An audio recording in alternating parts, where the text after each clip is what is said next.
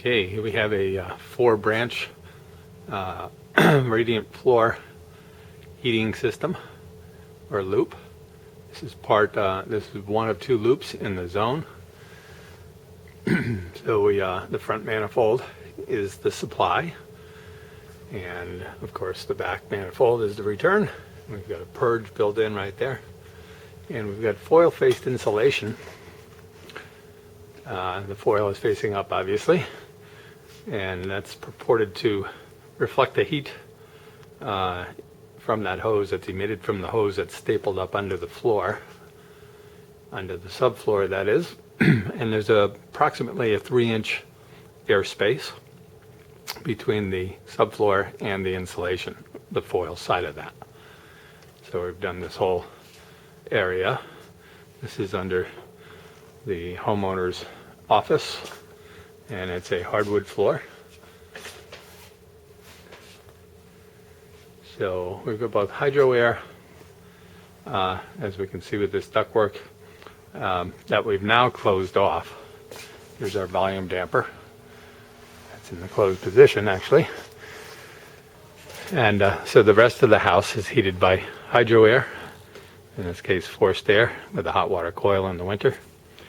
And then we have, walk over here and we'll see the other loop in this zone.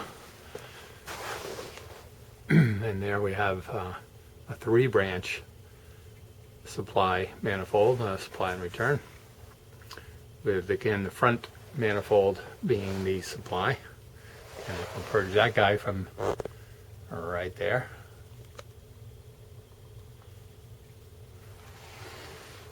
And so we did that entire floor. The crawl space goes way back. Let's see if I can get back there.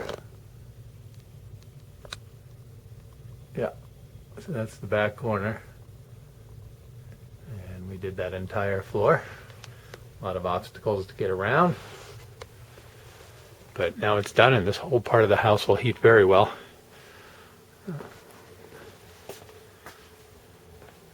And of course the rest of the house is forced hot air, forced warm air in this case, given that it's a hot water coil, and our minimum temp, boiler water temp, is 140 degrees. So it'll get up to 180, 190, and that's about it. Spare piece of insulation should we ever need it.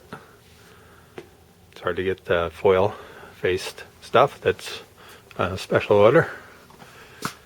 And that's it. Over and out.